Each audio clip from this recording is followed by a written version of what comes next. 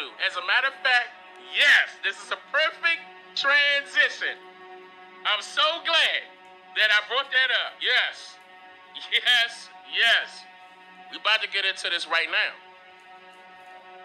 You think we speaking the Queen's English? Huh? We speaking the Queen's English? Go ahead and leave your thoughts right now, because I'm about to debunk it right now. Go ahead and leave it in there. You think we speaking the Queen's English? Huh? Huh? You think it's their language, huh? I swear, I dare you. I dare you to say that that's their language. I dare you.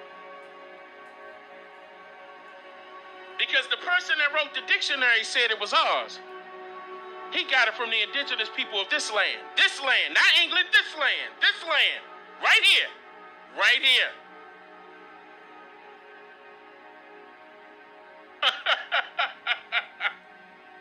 All of a sudden, millions of people already over here, and they taught everybody English? Or did they already know? Or did they already know? We about to get into it right now. Right now. So it's gonna be, I gotta play a couple of videos. This is gonna be a little lengthy.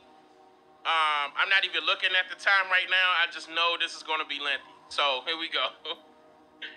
Let's start off with the first one to get y'all warmed up to what we about to get into heavy. Hold on, let me pull this stuff up on my side.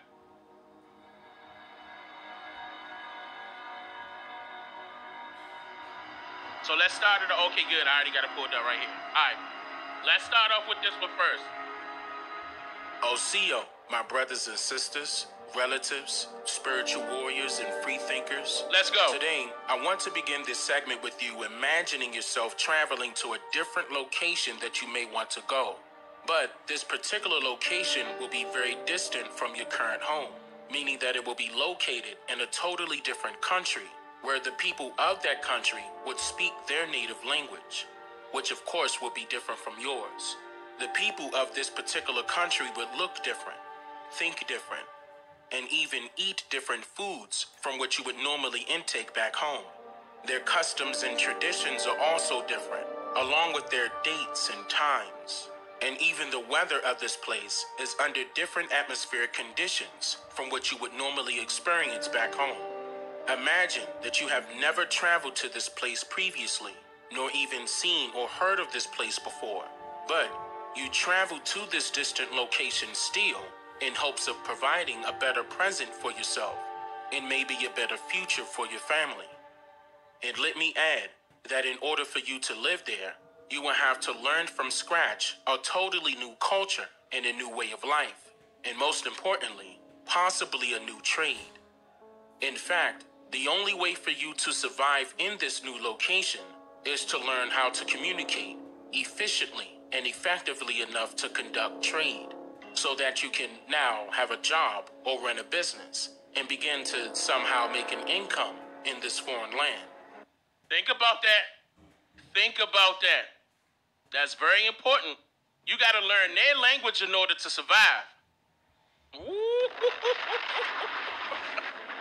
Sounds difficult, doesn't it? I mean, think about it. Even right now, with the availability of the internet and possibly having assistance from foreign interpreters at your expense, realistically, this would in fact be a difficult task for anyone to succeed in without the proper connections. Now, with you cognizant of how difficult it will be for you to do this sort of thing today, think about how complex this sort of thing would be if a person attempted this same exact thing at least 100 or more years ago without having the luxury of advanced technology, which should make you ask some questions. Oh, a lot of questions. Was there ever one universal language?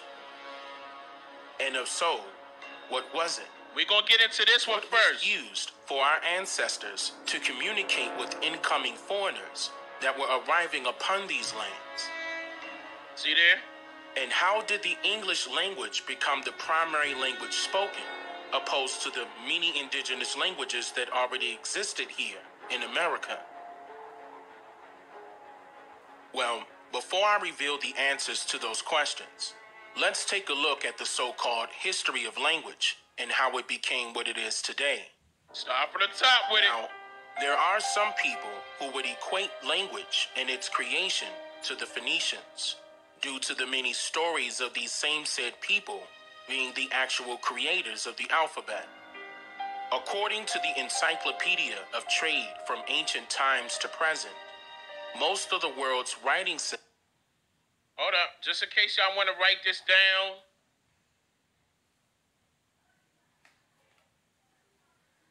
And how it became what it is today. You can write that book down. Now, there are some people who would equate encyclopedia, language rather, and its creation to the Phoenicians, due to the many stories of these same said people being the actual creators of the alphabet.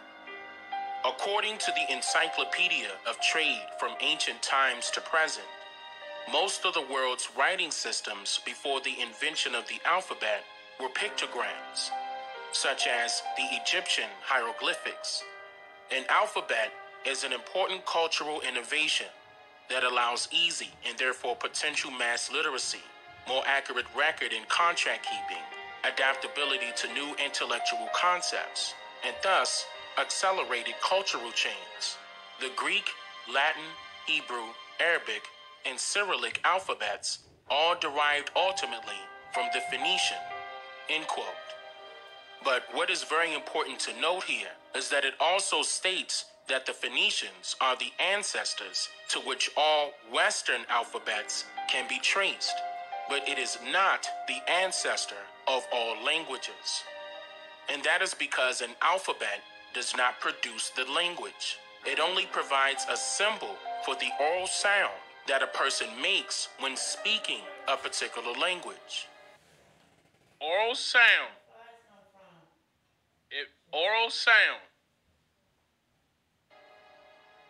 The word language is derived from the Latin word lingua, which means the tongue and speech.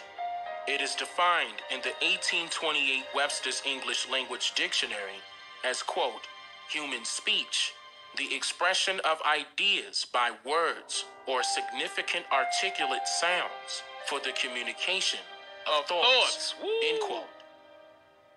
So, who are the Phoenicians? Also, I'm going to get into this in the other video. Keep in mind that that came from Webster. Okay, he was allegedly the person that created the first English language dictionary. We're going to get into that after Why this. were they so important to the history of language? The Phoenicians knew that language was a very important part of trade. And before they allegedly created the alphabet, people wrote in cuneiform, or pictograms, which could transcribe an entire idea versus just one word.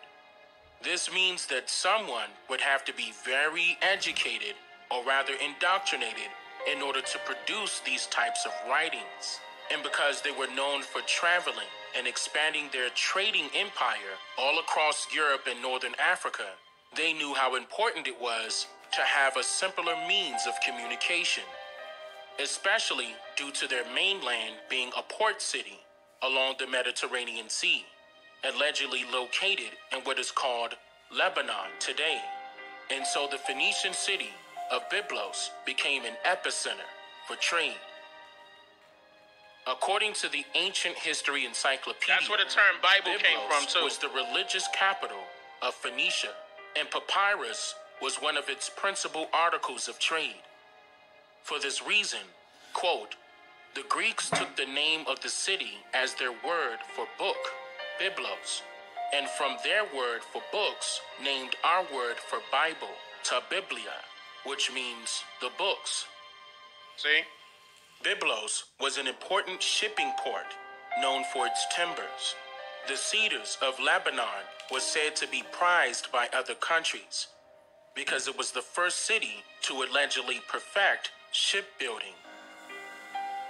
The Phoenicians carried a trade route and created colonies in what is now known as Spain, France, Italy, and Northern Africa. And while traveling to different locations meant learning different languages and written scripts, which in fact took time to study and understand, the Phoenicians allegedly decided to come up with the 22 symbols that we recognize today as an alphabet. It was understood that every word that can be spoken is comprised of different sounds placed together.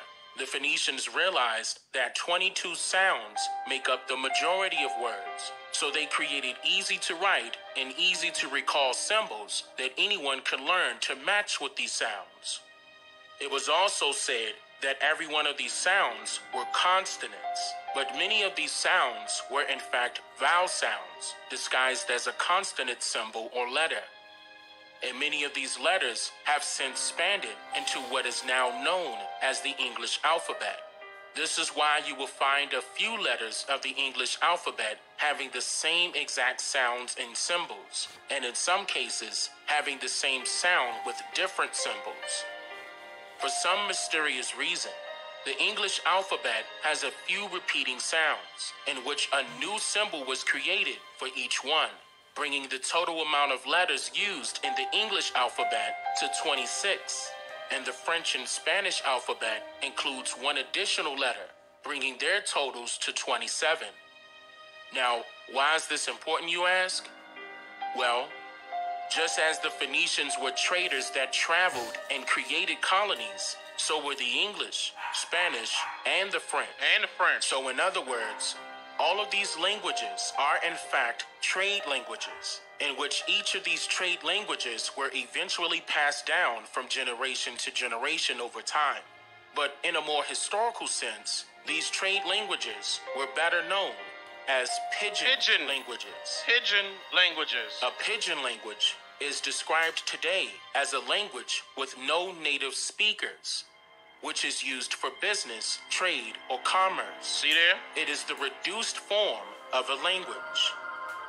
But if there were no native speakers, Hold then up. what Like how we say that some of those, certain people that's coming from other countries, of other continents, they come over here and speak a form of broken English. Okay? Similar. Very similar. Remember how in the Bible they said in order to separate the people, they twisted the tongue? Pigeon, tongue. Yeah. Somebody just said that. Now y'all getting it.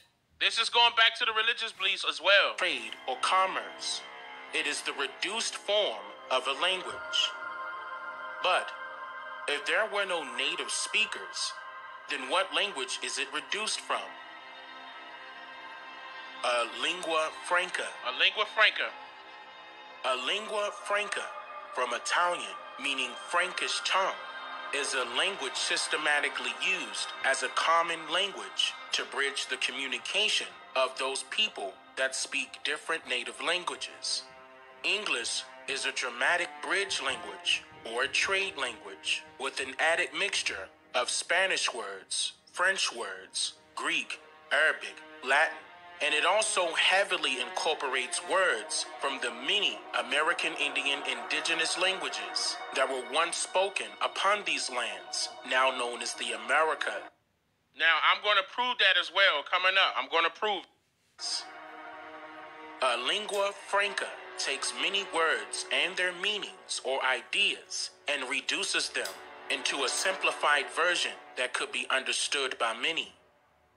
Lingua franca literally means Frankish tongue, a language spoken in Germany that eventually evolved into the language now known as Dutch.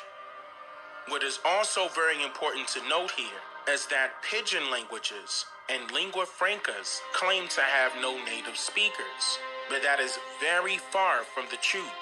The process, which is used to simplify a language, also seeks to reduce the origin of the word spoken. But if you simply follow the word trail based on the sound of a word, the origin of that word usually shows up with a different spelling attached or a very closely related meaning. It won't that is ever fail. often stated with not to be confused with, yep. etc. Or the origin of that word could be closely related in meaning and just misunderstood. For example, the indigenous word water sounds like water, but this word actually means canoe, which is a boat that sits in the water. So, pointing at the canoe in the water. Hold up. Shout out to the Algonquins. They're gonna say Algonquians, however you want to pronounce it. Shout out to the folks. And saying water could have been mistaken by a foreigner as the liquid that was surrounding the canoe, and yet it is now our English word for water.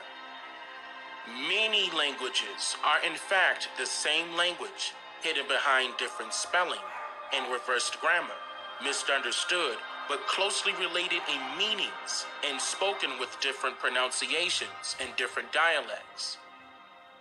So now, this should make you ask some questions, like, how did we as a people begin to take on the English language as our primary language?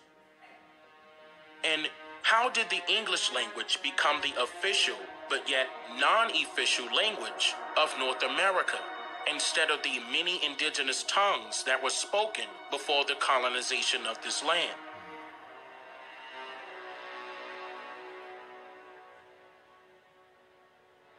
It was implemented through a process called polysynthesis. Polysynthesis is comprised of two terms, poly and synthesis. Poly meaning many or much, and synthesis meaning deductive reasoning, to put together or to combine. The linguistic definition of this word was coined by a French-American linguist by the name of Peter Stephen Duponcho in the year of 1816, and according to the 9th volume of the North American Review and Miscellaneous Journal. Hold up, I'm gonna pause it so y'all can have it. Men's Warehouse. Fit to your build, your day, your style. Love the way you look. Y'all can come back to this and write this down. That was published in But I the just year want y'all to know 1819. this up. Duponcho defines polysynthesis as, quote, the act of taking the greatest number of ideas and comprising them into the least number of words. Don't forget, that's what a language is. It's based around the sound of ideas. So don't forget that. So all they doing is mashing it together, taking bits and pieces and putting it together. Peter Duponcho immigrated to North America during the year of 1777 and became well known for his linguistics analysis of the indigenous languages of America, spoken by the Indians. Peter Duponcho even wrote a book on the grammatical systems of the Indian languages.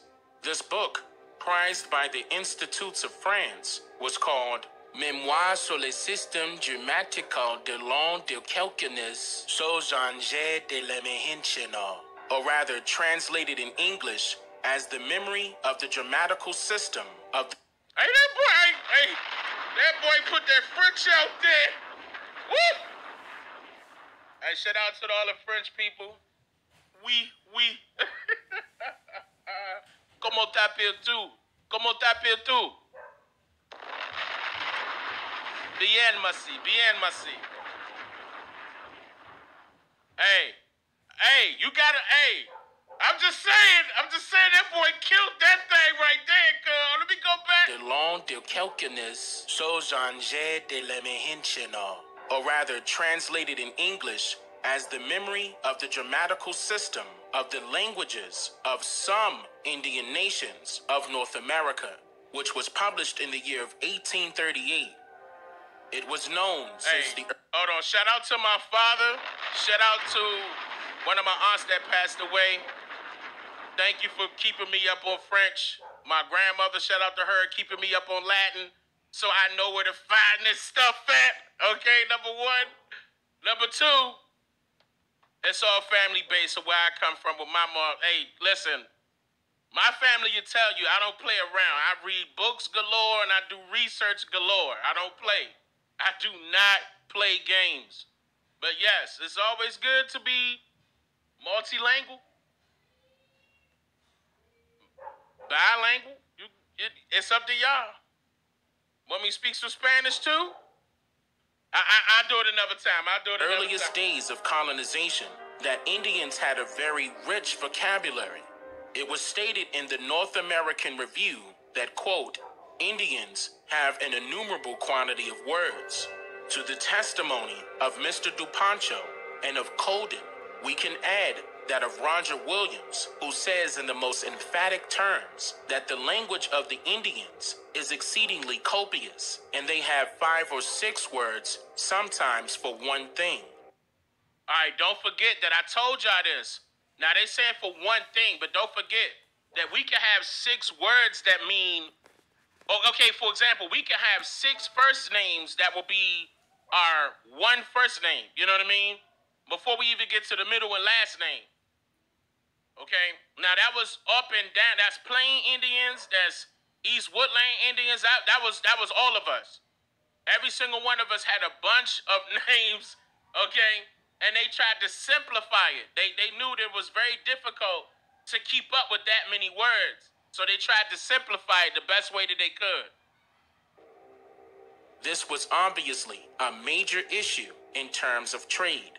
And so prominent anthropologists like Franz Boas, Melville Herskovits, and even Margaret Mead eagerly studied some of the indigenous languages of America in hopes of using the... Hold up. Shout out to my wife for getting this audio of Margaret Mead for me. I appreciate that. Shout out to my wife. Thank you, baby. Process of polysynthesis in order to royally change these indigenous languages indefinitely.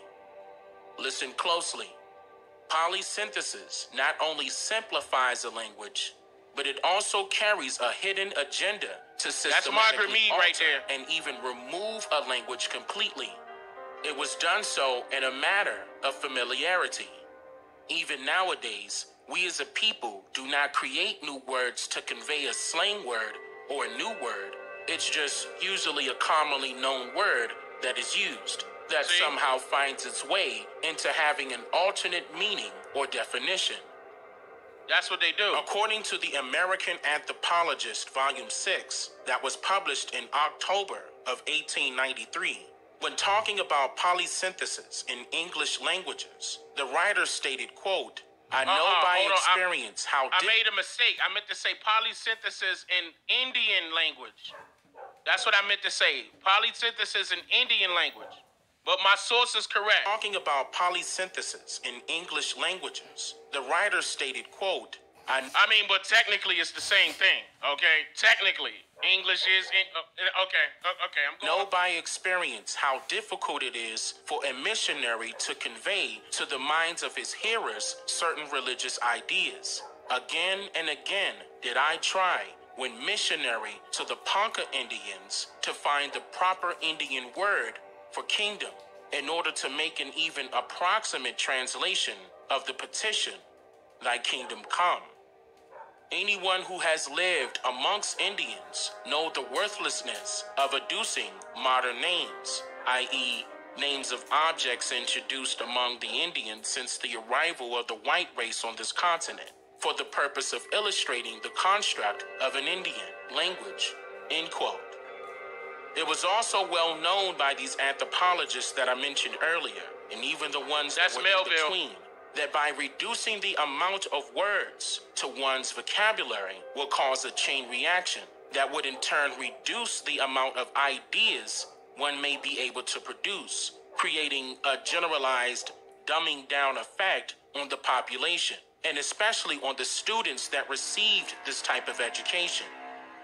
For example, an American anthropologist and one of the direct students of the famous German descent American anthropologist named Melville Herskovits, a name that you may recall me mentioning on numerous occasions, along with presenting his story to everyone in my previous documentaries, by the name of Margaret Mead, speaks about this during an interview on social anthropology, Listen to American her. Character, and Primitive Studies that was conducted and produced by Howard Langer in 1959.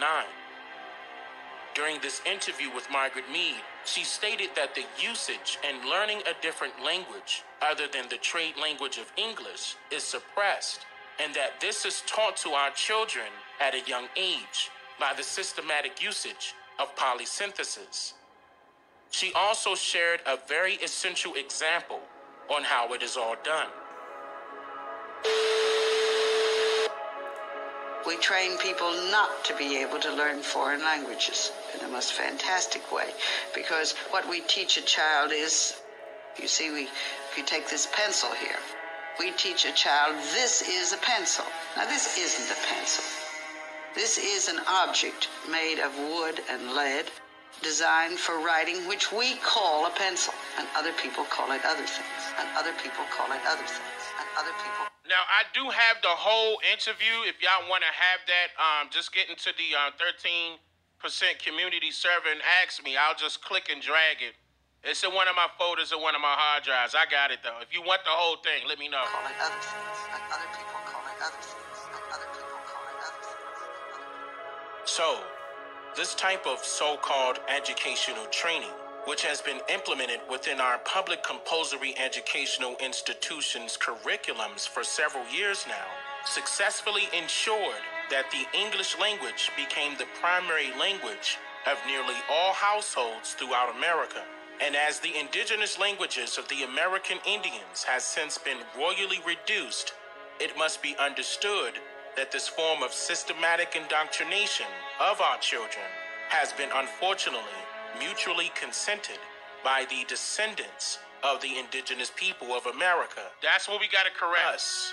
We got to correct that. The entire purpose of sending our children to school is so that they could participate in the act of industry and trade. That's by it. Getting a good job. Although there are no existing legislators that list English as the official language of the United States, the transition from the indigenous languages that were once spoken to the English language was a systematic effort brought about to ensure business efficiency and that the trade ran more smoothly. On March 3rd, 1819, Congress passed an act making provision for the civilization of the Indian tribes adjoining the frontier settlements. It is very important to note that the word frontier is, quote, the border or confine of a country that is furthest advanced with a part that fronts an enemy or which an invading enemy meets at front.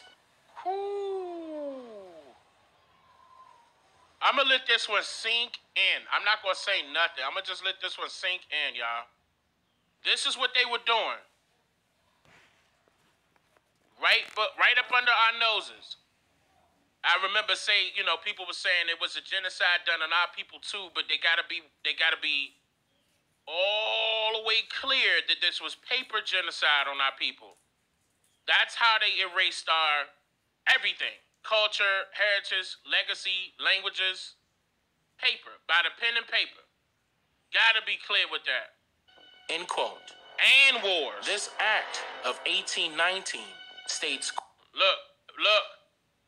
Oh, I'm about to read it. Hold on. Go ahead. quote, that for the purpose of providing against the further decline and final extinction of the Indian tribes, adjoining the... Listen to that. And final extinction of the Indian tribes. Listen to what they were doing. Like when you hear the term doctrine of discovery, okay, yeah, this is similar to that. This was like modern doctrine of discovery, 1819. They were getting all of this stuff done right up under our nose. We had no idea this was happening at all. frontier settlements of the United States, and for introducing among them the habits and arts of civilization, the President of the United States shall be, and he is hereby authorized in every case where he shall judge improvement in the inhabitants and condition of such Indians practicable, and that the means of instruction can be introduced with their own consent, to employ capable persons of good moral character, to instruct them in the mode of agriculture suited to their situation, and for teaching their children in reading, writing, and arithmetic, and performing such other duties as may be enjoined, according to such instructions and rules as the President may give and prescribe for the regulation of their conduct in the discharge of their duties. End quote. See? Those indigenous families that... So I know I'm about to explain it, but I'm just saying, This is it. This is one of them. They did this a couple of times over. But this is one of them where they're enacting these types of things that we going through right now. Like, for example, they tried to make it seem as if it's law. Okay? For example, in order for our children to go to school, to get taught compulsory education. Now, keep in mind, you would think that compulsory education didn't come until the 1900s. Hold on, am I on the mic? My fault. You would think that it didn't come until the 1900s, which is true, by way of Woodrow Wilson and them. But they did have a form of indoctrination throughout their schoolings right here. That was even when we had our own schools at this time. That this also goes to show you that we had our own schools, as a matter of fact. 1819. We had it before, you know, the HBCUs came about. but this was what their agenda was for our schools.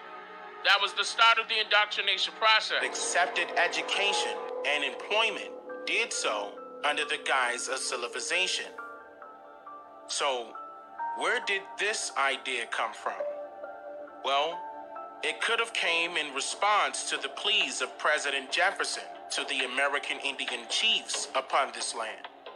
According to the address made to Indian chiefs by Thomas Jefferson during the early 1800s, pleas were made for the tribes to go into business of trade and industry with the incoming foreigners, stating that those who accepted employment as, quote, cultivators of the earth for the maintenance of their families, those people would be supporting their families better and with less labor. They tricked them. Were assured that by raising stock and bread and by spinning and weaving clothes than by hunting, that more provisions will be provided, and that a woman will clothe more by spinning and weaving than a man by hunting. End quote. This is all a quote from that doctrine. Excuse me, from that legislation. Thomas Jefferson also stated that, quote, compared with you, we are but as of yesterday in this land. Yet see how much more we have multiplied by industry and the exercise of that reason which you possess in common with us. Follow then our example, brethren, and we will aid you with great pleasure. Now, this is why I told... Bring me the priest. My Pope, there's a case that needs your attention. The Church has fought this demon before. The Vatican covered it up. Why? You've been playing and you talk to faith. You're digging too deep. Who will defend you? My faith does not require defense. The Pope's Exorcist, in theaters April 14th. Told y'all that they came with flowers, but the gun was in their back pocket.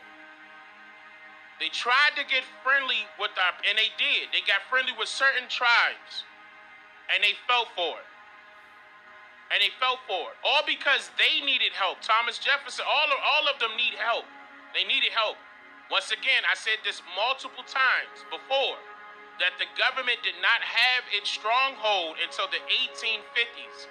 So we talking early 1800s.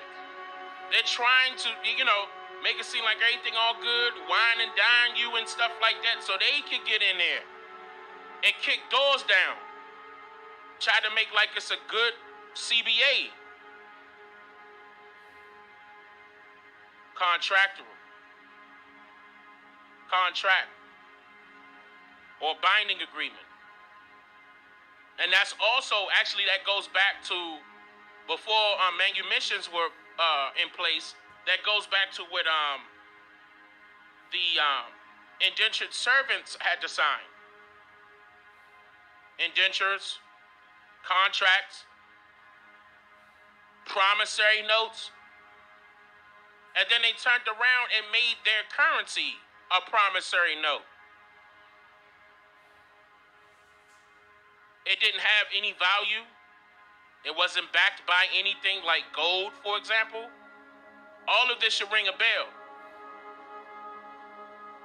They did it step by step by step. So when I tell you how they get it done, It took a long time for them to get this done. And that's why I'm going right back in multiple of my documentaries on my YouTube channel. I tell you exactly how they got it done. What led to us losing the things that we had? What led to us losing our grasp on our stronghold that we had, that they knew we had, and they had to do business with us. They had to get in because they weren't surviving. They had to get in so they could be in control over the trade and commerce. That's what another form of eugenics was about, by the way. I went into that as well. That was a different video. But those foreigners were coming over here trying to learn trade and commerce so they could survive. Not at first. I'm just talking about around this time. We talking 1800s, early 1800s. Because early 1700s, early 1600s, they were dying. They were not surviving. They did not have a stronghold at all. Don't let them fool you. They did not have a big military. They did not have a big militia, whatever term you want to use. This was all about tricking our people so they could be allowed to trade, so they could have control over what's being traded with other countries of other continents. Yes, similar to Thanksgiving, thanks-taking. That's what that was. Thanks, we'll take our plate and go. Very similar. End quote. So, by sending our children to school and preparing them for the workforce and Look. And you know our people were not Catholics here. You know it. Look who was teaching them. In agreement that they were going to get something out of it, okay? That's what they would. Still to this day, our people are doing that right now. And those people that I was talking about, those Greek fraternities and sororities, they're doing things because they think they're going to get something out of it that's going to be the better good for them and their people. But it's technically for them and their family, their inner circles. Their inner circles. That's the secret. Keep their plan sacred, as sacred knowledge. That's their secret. Don't show, when I said this earlier, don't let the left hand know what the right hand is doing or vice versa.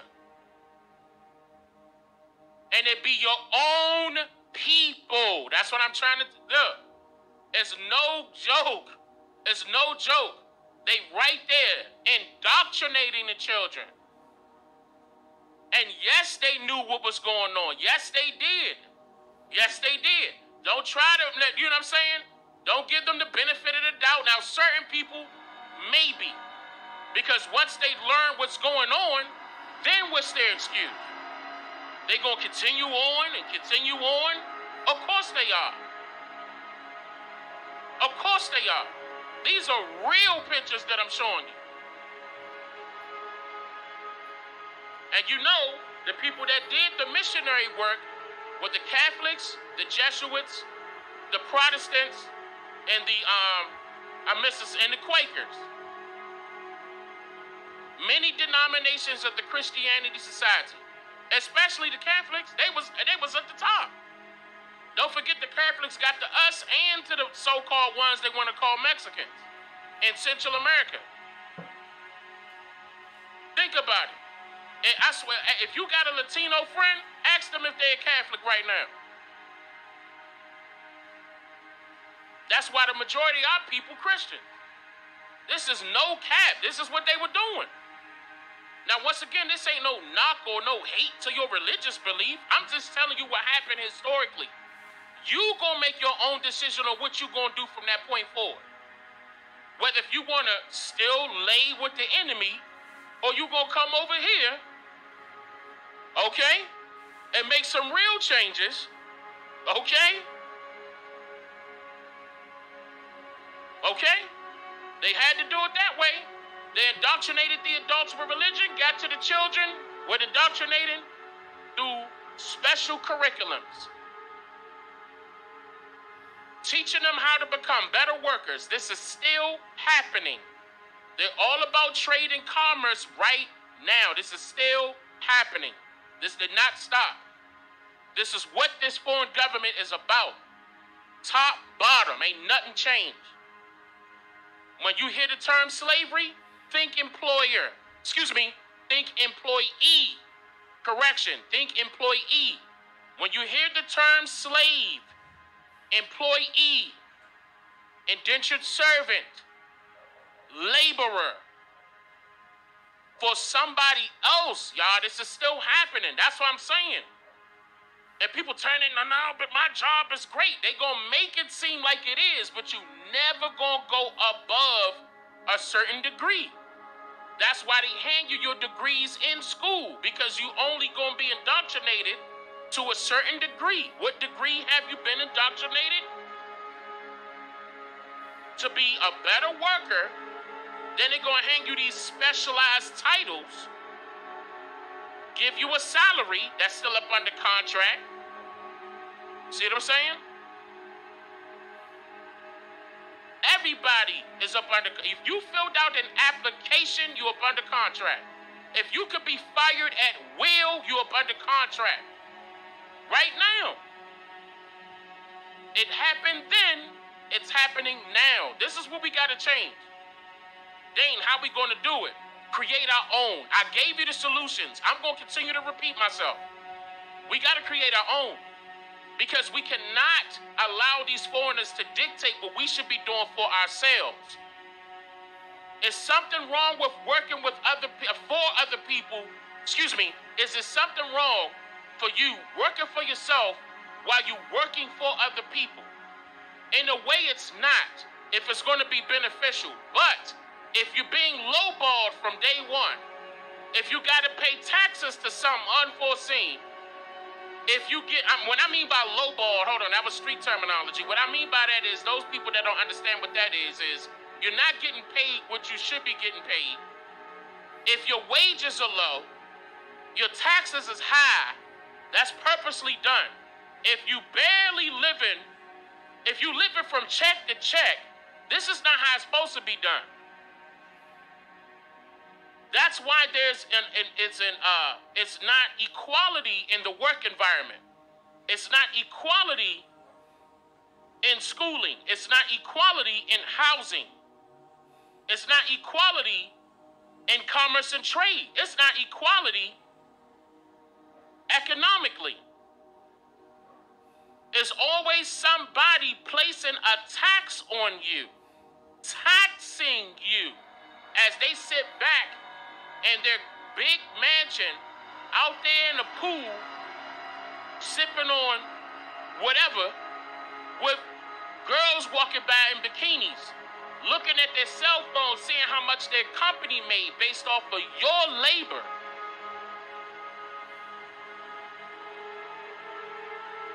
Year after year after year after year. We gotta stop this. And they purposely set this up because they knew we were the head runners in agriculture, taught them everything. Then they snatched our people up out of that and put machines in place of us. Like how they doing right now, right? They trying to get rid of I'm talking about the physical laborers and put robots in place, right? Am I lying? Slowly but surely, that's happening. Slowly but surely. Right now. Now, that's the route they want to go. We don't have to go that route. We don't got to glorify technology to the point where we kicking people off at their job and they out of work and can't feed their families and can't take care of themselves. We don't got to go that route. They could go that route. In fact, they could do it in their motherland. They don't got to do it here. Who died and gave them the right to do this in the first place? Who? Who? And the only reason why, see, this is the reason why I said we got to have protections in place for our people. Because the only reason why this is still going on is because we didn't step up to say, stop, that's enough. it's over. You played your game, it's game over. You understand what I'm saying? Where that game over sound at? It's game over. Turn around and laugh at him. Laugh at him. It's up to us now. We gotta make the changes. They gonna be mad, but so what? We gotta be the judge of what's gonna happen for our people, for our sake. They cannot determine what our next move should be. They could try to predict it all day long. This is the reason why they are making moves, because they're predicting that we're going to take over. Because there's way more of us than them.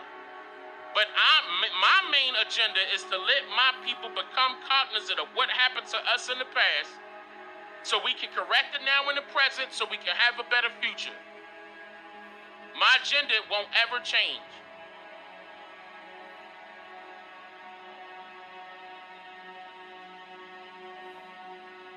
It's go time, Slim. All right, here we go. With great pleasure, end quote. So, by sending our children to school and preparing them for the workforce and capitalism and industry, it was thought that we would somehow be excelling to a greater level in life. But this was actually the beginning of slavery here in America for those who were not yet prisoners of war. And we cannot get to this point without adopting a common language that was familiar and foreign at the same time, or so we thought, because there was in fact a universal language of trade already in use. Before interpreters and before foreigners could fully understand the indigenous language upon this land, and before the mixture of German and Indian languages that created English, what was used amongst our ancestors to communicate with incoming foreigners that were arriving upon these lands? The universal language available that was used to conduct trade in America amongst the Indians and foreigners during that time is the same language that is used with babies and young children before they could speak the language of adults. It's the same language used in sports amongst referees and umpires. It is the same language used between a baseball pitcher and a baseball catcher. It's the same language used in secret organizations and amongst law enforcement officials. It is the very same language that you would use if you were somewhere that you could not speak, the language that was commonly understood. This language is known universally as sign language. This is why I switched to Shopify. I tried 3 other platforms prior to Shopify, and I remember my breaking point was when I would try to make one little change and my entire site would go down. What are you waiting for? Start your free trial with Shopify today. According to the handbook of the church's missions to the Indians, entered at the post office of Harvard, Connecticut. Whoa, whoa, whoa. Listen to my source, y'all. Listen to my source. Church's mission to the Indians, y'all. Listen. I'ma calm down.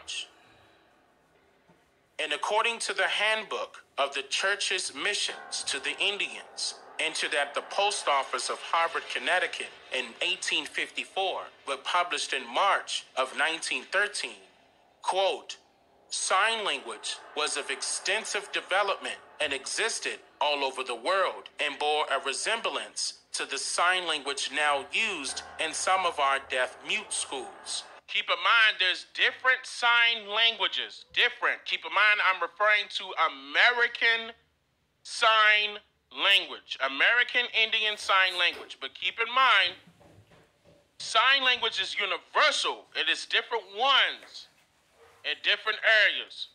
Okay? Picture writing the world over probably grew out of sign language, the first stage in development. The second was pictographs, and the third, alphabet. These merge into each other by a slow and gradual process. End quote. It is unfortunate that the sign language is the common language of mainly the deaf and the mute today, and that is no longer widely understood as it was before, when it was used widely amongst those who conducted trade upon these lands. It too is one of the Indian languages that is now in danger of becoming extinct. And some may say for a very good reason, because it has been said that written language and spoken language was developed to hide one's true intent.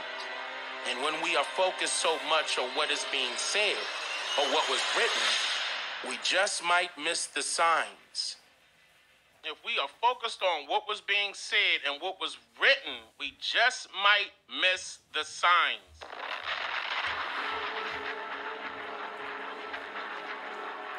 All right, hold up.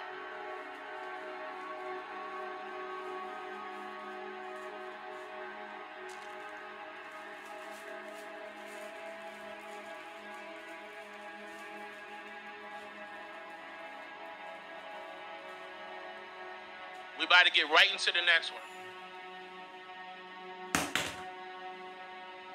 Now,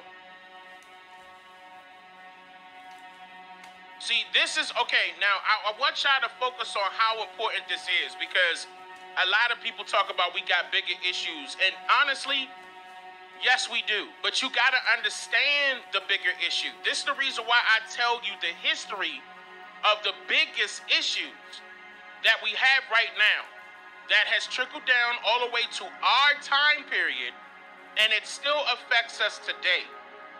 So anybody out there telling you that history is not important, they got an agenda. Or what I'm talking about is not important to what's affecting us right now, they got an agenda. They're there to confuse you, distract you. The only way you're going to understand a problem is for you to go all the way back to the root of the problem, to the very root. That's the only way. Again, in order for you to understand a problem, the problems that we face today, is for you to go all the way back to the very root of those problems. That's the only way. So we can tackle that thing before it hit the first down, second down, third down, and even a touchdown. We got to tackle it. Stop it. Prevent it from moving forward another yard. You understand what I'm saying? I'm going to move to the next one right now. About to pull that up real quick. Everybody good in the chat as I'm pulling this up? We good? Y'all can hear me clear? OCO, everyone, thank you all. I appreciate y'all for being here. Y'all know I love to teach. This time around, I'm not trying to do too much yelling because I see my mic is sky high, even though y'all saying y'all can hear me clear. You know what I'm saying? I'm not trying to, you know what I mean? But I love y'all. I'm doing this for y'all. My wife and I, we doing this for y'all. This is for our advancement. Advancement of our people. Since NAACP wanted to play games, Black Lives Matter, George Soros funded, they just wanted to show off and cause confusion and get more of our people to vote Democrat than I'm talking about historically, ain't do nothing for us. Dane Calloway and Tanisha Calloway, which is my wife, we're out here doing it for the right cause, the right reasons, for the right people that's like-minded. Like, even if you just coming into this thing and getting it together with yourself, I'm not knocking you, brother, sister. I'm not. I love you. I don't care what your skin complexion is on top of that, but just know that this is for my people. Okay? Just know it. Just know that this is for my people. All right? Now, you can be here. You can definitely be here, support, you know, and assist. If it's something that you would like to do, no matter your skin complexion, say it. If you feel as though you may have something that can help us succeed, whatever it is, speak. Speak your mind. That's what this is about. In fact, if you would like to, if you guys, and I noticed I did this before, I did a couple of times, where I had an open panel. I noticed a lot of people didn't like that. But so I'm going to take a vote on my channel. And I'm going to put up a poll and see if people want to do that. That way you can join the panel. But in order for you to join the panel, you got to join the 13% community server. Because I'm not picking nobody up off the nothing. You got to be in the community server already holding it down. I'm just saying.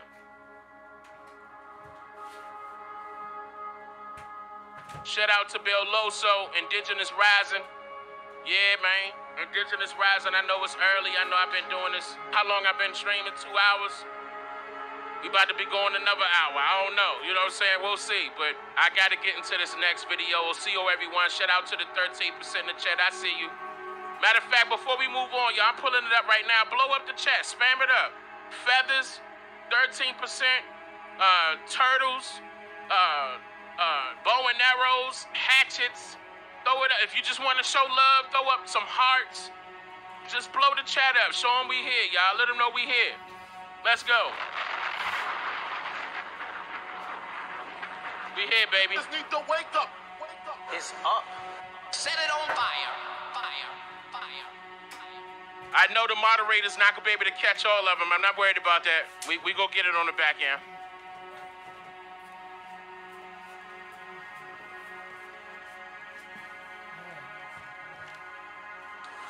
Hold on, pulling up the other one right now. My wife and I wrote a book about it. It's a book with knowledge, evidence, and fact. And my other book got them haters shook because it's helping my people take a closer look at their backgrounds, in the background, showing my people where they supposed to look, showing my people where to get it from, where to hit it from, all sorts of angles. When it comes to this research, you must please first don't trust strangers. Finding out all of your own is what I highly recommend and suggest. And if you're looking for answers and cuts about me, I highly recommend you the best. All right, here we go. Let's go.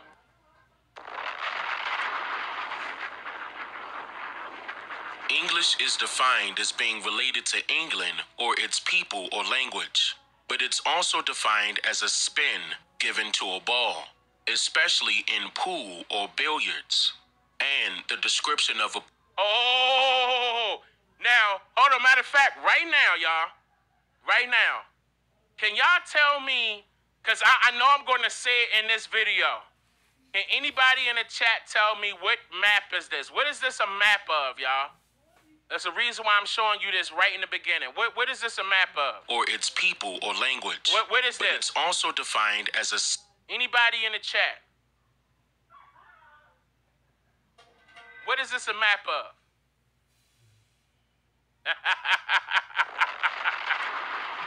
Let's go. Nah, this ain't Turtle Island. Europe, England, okay.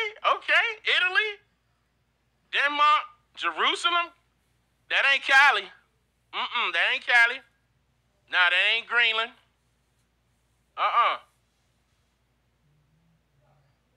Somebody got it. There you go. There it is. So you know where we about to go with this, right?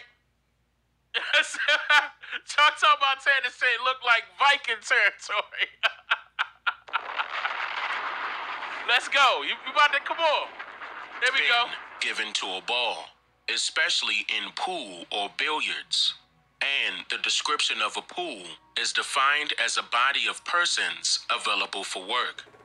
So it wouldn't be hard for one to imagine that these same persons available for work are being pooled together to accumulate a fund of money for someone else's disposal, which is also the definition of a pool, a fund of money that will continuously be paid to those who successfully trick an entire group of people out of their own inheritance. And by the way, this is similar to sports betting.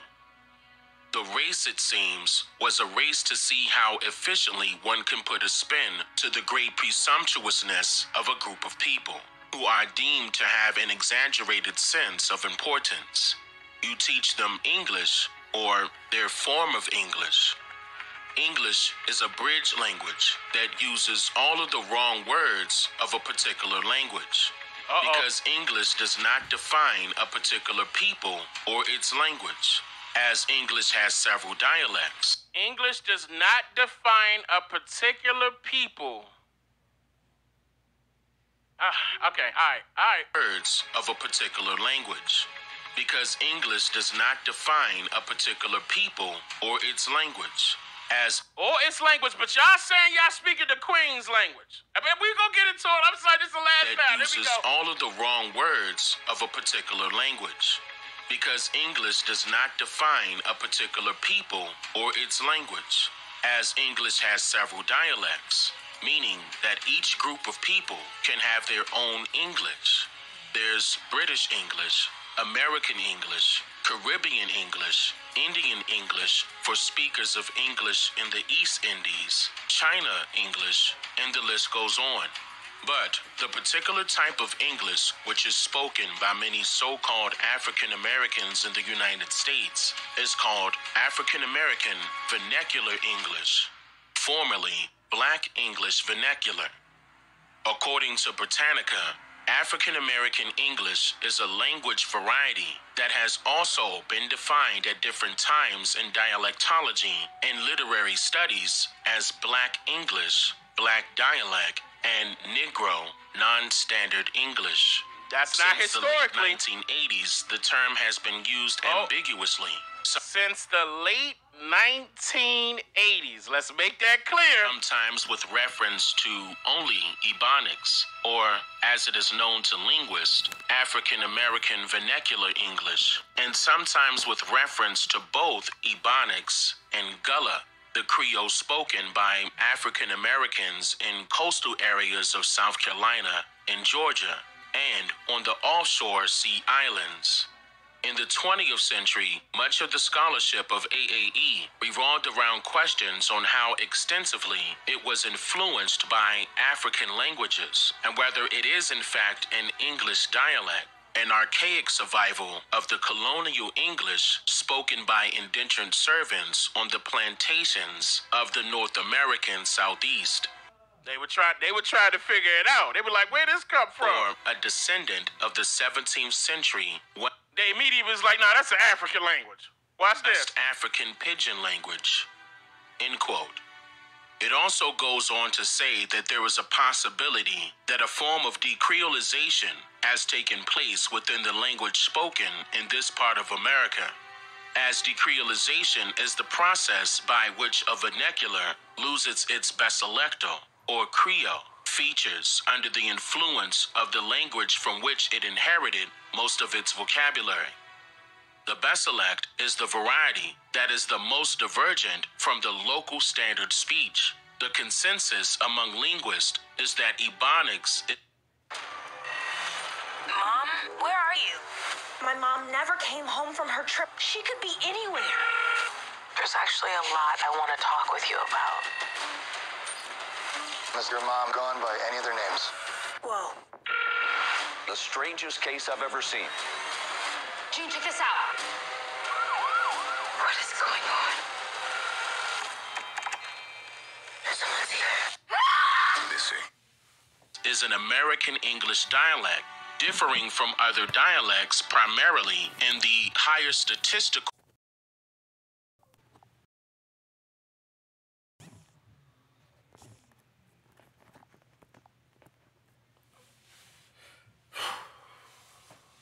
Stupid ass motherfuckers, man.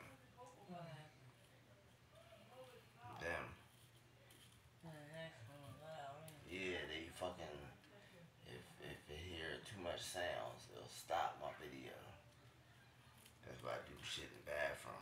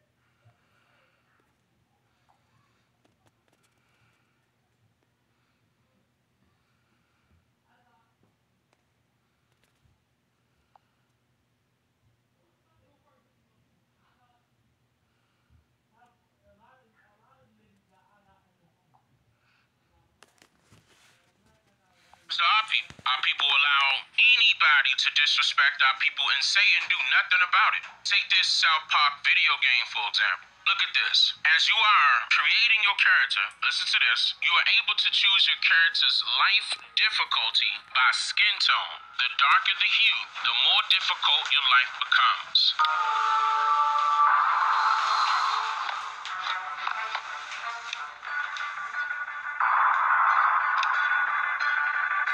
Don't worry, this doesn't affect combat. Just every other aspect of your whole life. Some of you may say that that's the truth, but you're missing the point of our people being bullied or being made fun of in this joke. That's a part of a game. I said that you are missing the point of our people being bullied or being made fun of in this joke. That's a part of a game. Do you hear the double meaning? When it comes to our people allow anybody to disrespect our people and say and do nothing about it. Take this South Park video game, for example. Look at this. As you are creating your character, listen to this, you are able to choose your character's life difficulty by skin tone.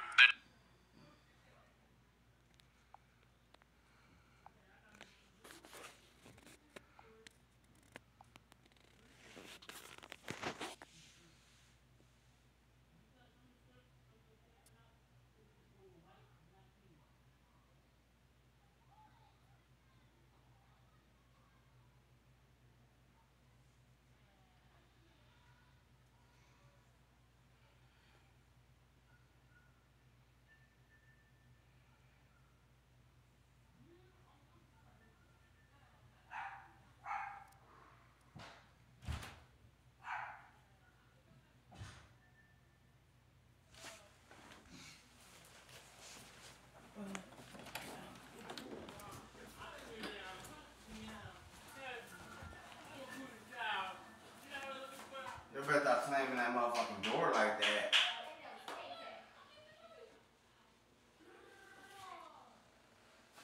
Slam that motherfucker like that again.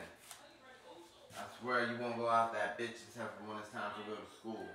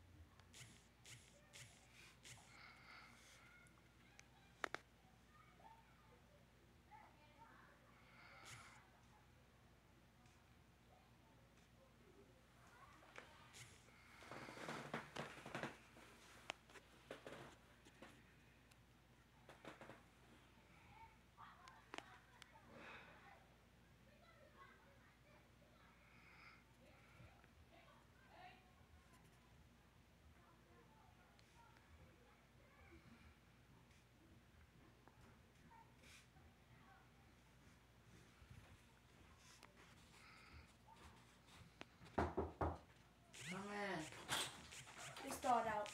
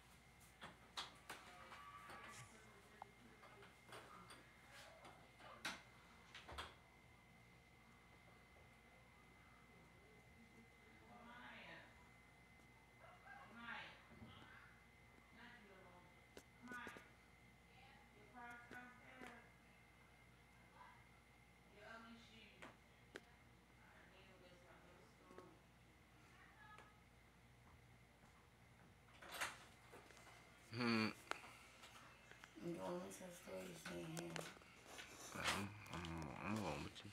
You going with me?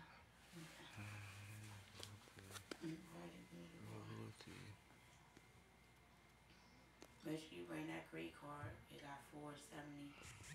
You want to use that and the difference in cash.